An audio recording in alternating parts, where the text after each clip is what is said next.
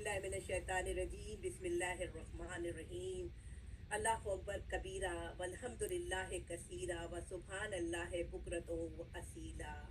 امریکہ سے تبسم محسن الوی کی جانب سے آپ سب کو السلام علیکم ورحمۃ اللہ وبرکاتہ۔ وعلیکم السلام ورحمۃ اللہ وبرکاتہ۔ ورحمۃ اللہ وبرکاتہ۔ جی اپنے تمام معزز شعراء کرام اور شاعرات کا دل کی گہرائیوں سے اپنی تنظیم محاورہ ورلڈ لٹریری فورم کی جانب سے خوش آمدید کہتی ہوں۔ اہلاً و سہلاً مرحبا۔ سامعین آپ سب جانتے ہیں کہ یہ ہم پر جو رحمتوں و برکتوں بھرا وہ مقدس مہینہ سایہ فگن ہے، جس کی فضیلت اور اہمیت کے بارے میں یہ پوری امت کے لیے خاص عظمت کا مہینہ کہلاتا ہے، اور یقیناً قرآن پاک میں جو ارشاد ہے کہ اس کی قسم کھائی گئی ہے 10 راتوں کی۔ والفجر وليال عشر۔ والفجر واللیل۔ حدیث نبی صلی اللہ علیہ وسلم ہے کہ ان دنوں میں کیا گیا کوئی نیک عمل اللہ بزرگ و برتر کو اتنا محبوب نہیں جتنا ذوالحجہ کے ان 10 دنوں میں ہے۔ تو سامعین محفل کا آغاز رب کائنات کے عظیم تر نام سے کرتے ہیں، جس نے امت اسلامیہ کو یہ رحمت اور مغفرت بھرا مہینہ عطا فرمایا۔ ہمارے دلوں کو تلاوت کلام الہی سے منور فرما رہے ہیں محترم جناب تنویر پھوٹ صاحب۔ بسم اللہ۔ جی بہت بہت شکریہ تبسم بہن، اور آپ سب کو سلام، السلام علیکم ورحمۃ اللہ وعلیکم وبرکاتہ۔ السلام۔ اور یہ وعلیکم السلام ورحمۃ اللہ وبرکاتہ۔ یہ تلاوت سماعت فرمائیے۔ اعوذ باللہ السمیع العلیم من الشیطان الرجیم، بسم اللہ الرحمن الرحیم۔ الم تر کیف فعل ربک باصحاب الفیل الم یجعل کیدہم فی تضلیل وارسل علیہم طیرا ابابیل ترمیم بحجارۃ من سجیل فجعلہم کعصف مأکول۔ صدق اللہ العلی العظیم۔ یہ سورہ فیل کی تلاوت سماعت فرمائی آپ نے کھانا کھا وغیرہ، سبحان اللہ۔ اور اس کا منظوم مفہوم پیش کرتا ہوں۔ امان اللہ کی لیتا ہوں میں شیطان کے شر سے، جو دھتکارا ہوا ہے جو ہے باغی رب اکبر سے۔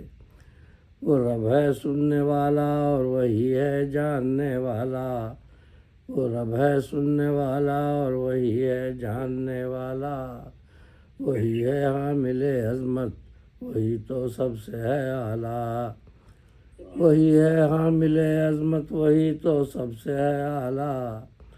اسی کے نام سے آغاز ہوتا ہے ہر ایک شے کا، جو بے حد رحم والا ہے جو رحمانی میں ہے یکتا، جو بے حد رحم والا ہے جو رحمانی میں ہے یکتا۔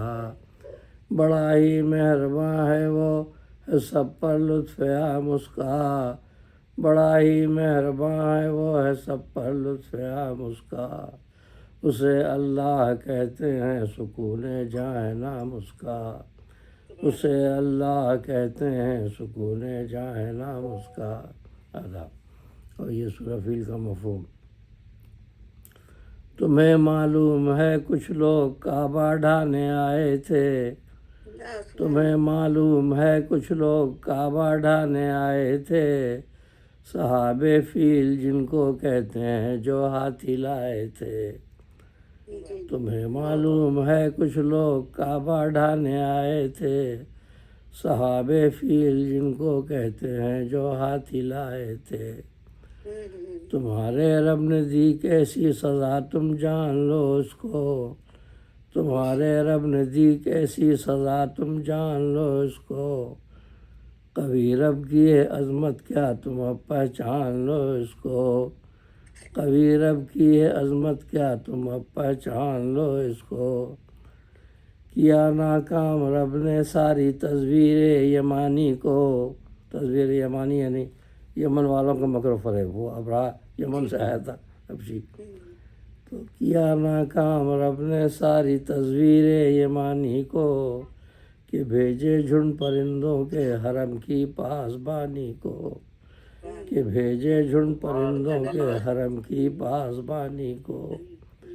جو کنکریوں کی بارش کی انہوں نے فوج ظالم پر، جو کنکریوں کی بارش کی انہوں نے فوج ظالم پر، وہ منہ مارے ہوئے بھس کی طرح نابود تھے یکسر، وہ منہ مارے ہوئے بھس کی طرح نابود تھے یکسر، ہے کعبہ گھر خدا کا اور وہی اس کا محافظ ہے، ہے کعبہ گھر خدا کا اور وہی اس کا محافظ ہے، نگہبانی وہ کرتا ہے کہ جو ناصر ہے حافظ ہے، نگہبانی وہ کرتا ہے کہ جو ناصر ہے حافظ ہے۔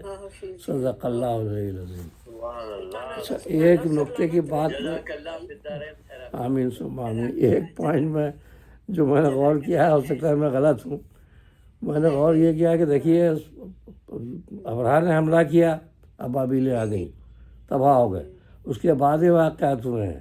واقعہ ہررا کہتے ہیں حجاج بن یوسف پر حملہ کیا تھا، خانہ کعبہ کو نقصان پہنچایا، اس کے بعد بھی سنگ اسود لے گئے، کئی سال حجر اسود جو ہے وہ غائب رہا، لوگ کرتے رہے بعد میں بھی، لیکن عذاب نہیں آیا۔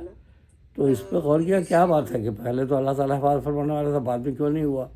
تو اس میں ایک پوائنٹ یہ سمجھ میں آتا ہے کہ جب بھی غیر مسلم نے حملہ کیا ہے تو اللہ نے حفاظت فرمائی ہے، اور جو لوگ مسلمان ہونے کے دعوے دار ہیں ان کو اللہ نے ڈھیل دیے، چھوڑ دیا، اس لیے کہ رسول اللہ صلی اللہ علیہ وسلم دعا فرمائی کہ اللہ تعالیٰ میری امت پر جو کوئی عذاب نازل نہ ہو اجتماعی۔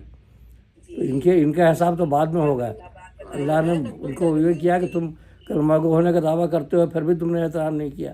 حجاج بن یوسف نے حملہ کیا، عزیز کے دور میں کیا گیا، حضرت عبداللہ بن زبیر کو عین خانہ کعبہ میں شہید کیا گیا، بعد میں وہ کرامت آئے اور انہوں نے اٹھائے وہ لے گئے، حجر اسود لے گئے، توڑ دیا، کیا کیا کرتے رہے، تاریخ میں بھرا ہوا ہے، خانہ کعبہ کے ساتھ کرتے رہے، لیکن یہ چونکہ سب یہ کلمہ گو ہونے کا دعویٰ کرتے تھے، اللہ تعالیٰ نے ان کو چھوڑ دیا کہ ان کا جو ہے ان کا حساب تو آخرت میں ہوگا۔ لیکن غیر مسلم اگر کوئی حرکت کرتے ہیں نا تو وہاں فوراً حفاظت ہوتی ہے۔ اب رات چونکہ کلمہ گو نہیں تھا وہ، اس لیے اصحاب فیل وہ آ گئے، اور حضرت عبد المطلب نے بے ہی کہا تھا، ان کے اونٹ چرا لیے تھے، تو انہوں نے اپنے اونٹ کے لیے گئے تھے، تو مذاق اڑایا، اس نے کہا کہ تم خانہ کعبہ کے متولی ہو، تم اپنے اونٹوں کی فکر پڑی ہے، تمہیں اس گھر کی فکر نہیں ہے؟ تو انہوں نے کہا اونٹ میرے ہیں اس لیے میں مانگ رہا ہوں، اور یہ گھر جس کا ہے وہی حفاظت کرے گا اس کی۔ یہ یہ بات باتوں سے ہم لوگ استفادہ کرتے ہیں، بہت تنویر بھائی بہت شکریہ۔ بس یہ ہے کہ میں نے یہ سوچا تھا، اس پہ غور کیا تو سمجھ میں آیا، لیکن یہ میں نہیں کہہ سکتا کہ میں صحیح ہوں بہرحال، لیکن یہ دیکھا کہ بعد میں واقعات جو ہیں کچھ بعد میں جن لوگوں نے کیا وہ سب کلمہ گو تھے، بظاہر جیسے بھی منافق ہو کچھ بھی ہوں، لیکن دعویٰ کرتے تھے مسلمان ہونے کا۔ اس محفل میں آتی ہیں تو کچھ لے کے جاتی ہیں ماشاء اللہ۔ بس دعا فرمائیے، لیکن جب بھی خیر الورا کی جب خبر پائی، چمک آمد خیر الورا کی جب خبر صلی اللہ علیہ وسلم